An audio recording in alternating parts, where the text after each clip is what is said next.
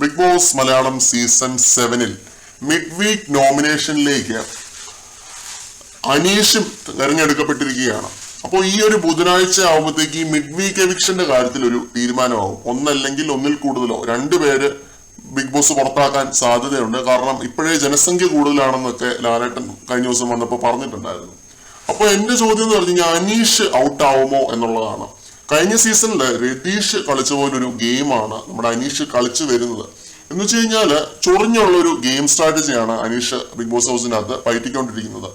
ഓരോരുത്തരുടെ പിന്നാലെ പോയി അവരെ ചൊറിയുന്ന അങ്ങനത്തെ ഗെയിം അല്ല.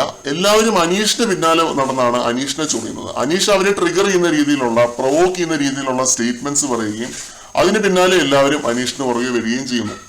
അപ്പോ എന്റെ ചോദ്യം എന്ന് പറഞ്ഞാൽ 1 വീക്ക് കഴിഞ്ഞ് ഇപ്പോ സെക്കൻഡ് വീക്ക് ആയിക്കൊണ്ടിരിക്കുന്നതേ ഉള്ളൂ. അപ്പോ അനീഷ് പുറത്താവാൻ എന്തുമാത്രം സാധ്യതകളാണ് നിങ്ങൾ കാണുന്നത്? പ്രേക്ഷകർ അഭിപ്രായങ്ങൾ കമന്റ് സെക്ഷനിൽ അറിയിക്കുക.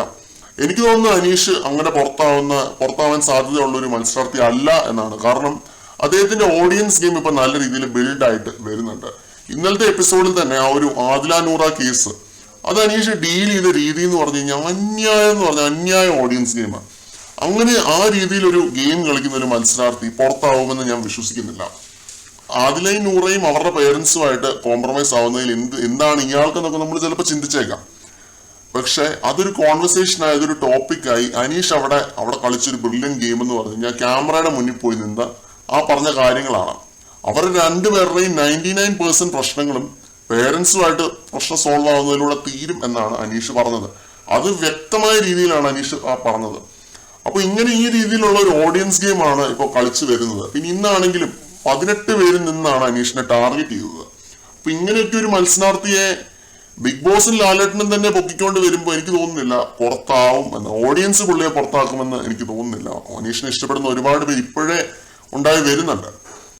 പിന്നെ കഴിഞ്ഞ സീസണിലൊക്കെ ഒത്തിരി ജനപ്രീതി ഉണ്ടാക്കിയ പലർക്കും ഇല്ലാതിരുന്ന ഒരു കാര്യം അനീഷിനുണ്ട്. അനീഷിന്റെ ടാഗ് ലൈൻ എന്ന് പറഞ്ഞു കഴിഞ്ഞാൽ കോമണർ എന്നൊരു ടാഗ് ലൈൻ ആണ്. ആ കോമണർ എന്നുള്ള വാക്കിന് ചെറിയ പവർ ഒന്നും അല്ല, പ്രത്യേകിച്ച് ബിഗ് ബോസിനകത്ത്. ബിഗ് ബോസ് മലയാളത്തിന്റെ അകത്ത് ഇത്രയും നന്നായിട്ട് കളിച്ചൊരു കോമണർ വേറെ ഉണ്ടായിട്ടേ ഇല്ല എന്നുള്ളതാണ് എനിക്ക് തോന്നിയിട്ടുള്ളത്.